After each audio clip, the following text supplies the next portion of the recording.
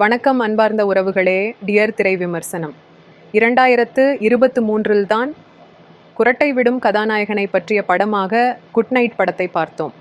அதையே கொஞ்சம் மாற்றி யோசித்து குறட்டை விடும் கதாநாயகி பற்றி படமாக இந்த டியர் படத்தை கொடுத்திருக்கிறார்கள். படத்தின் ஆரம்பத்திலேயே கதாநாயகி குறட்டை என்பதை சொல்லிவிடுவதாலும் குட் நைட் படம் நமக்கு இன்னும் மறக்காததாலும் படத்தை ரசிப்பதில் ஆரம்பத்திலேயே ஒரு அழற்சி வந்து விடுகிறது. மாற்றி யோசித்த இயக்குனர் ஆனந்த ரவிச்சந்திரன் புதிதாக எதையாவது யோசித்து இருக்கலாம்.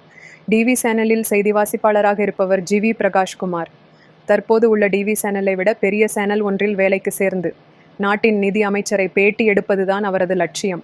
இருந்தாலும் அவரது அம்மா ரோகிணி, அண்ணன் காளி வெங்கட் ஆகியோரின் கட்டாயப்படுத்தி ஐஸ்வர்யா ராஜேஷை பார்த்து திருமணம் செய்து வைத்து விடுகிறார்கள். திருமணத்திற்கு பிறகு ஐஸ்வர்யாவுக்கு நன்றாக குறட்டை விட பழக்கம் இருப்பது ஜிவிக்கு தெரிய வர அதிர்ச்சி அடைகிறார்.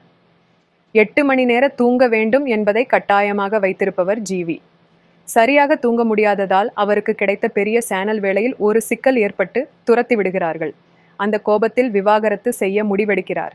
இதன் பின் என்ன என்பதுதான் படத்தின் மீதி கதை. நகைச்சுவை படமாகவும் இல்லாமல் சீரியஸான படமாகவும் இல்லாமல் இப்படியும் அப்படியுமாக நகர்ந்து போகிறது படம்.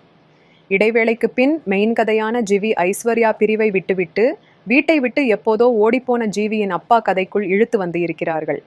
சமீப காலமாக படங்களில் இப்படியான கிளை கதைகள்தான் மெயின் கதையின் சுவாரஸ்யத்தை கெடுப்பதாக அமைந்து வருகின்றன. ரெபல், கள்வன் படங்களுக்கு பிறகு இந்த படத்திலும் அதே முகத்தோற்றத்தில் நடித்துள்ளார் ஜிவி பிரகாஷ்குமார். தூங்கி எழுந்து வந்தது போலவே படம் முழுவதும் வந்து போகிறார். உடனடியாக நல்ல ஹேர் ஸ்டைலிஸ்ட், மேக்கப் ஆர்டிஸ்டை தேட வேண்டியது ஜிவிக்கு நல்லது. எந்த சேனலில் இப்படியான தோற்றத்தில் உள்ளவர்களை செய்தி வாசிக்க வைக்கிறார்கள் என்பது இயக்குனருக்கு தான் தெரியும். ஒரே ஒரு காட்சியில் மட்டும் வந்து செய்தியை படித்து விட்டு போகிறார் ஜிவி. ஜிவிக்கு அக்கா போலவே இருக்கிறார் ஐஸ்வர்யா ராஜேஷ்.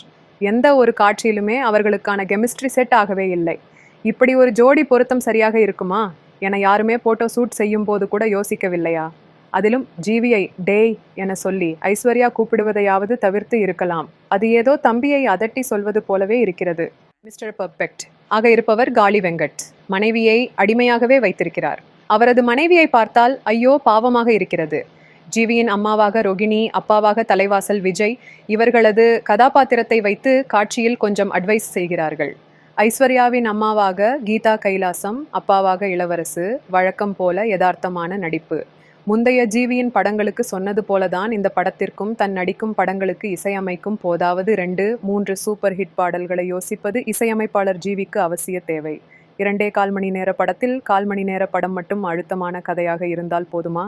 தூக்கத்தை தொலைத்து கொஞ்சம் யோசிங்கள் புதிய இயக்குனர்களே.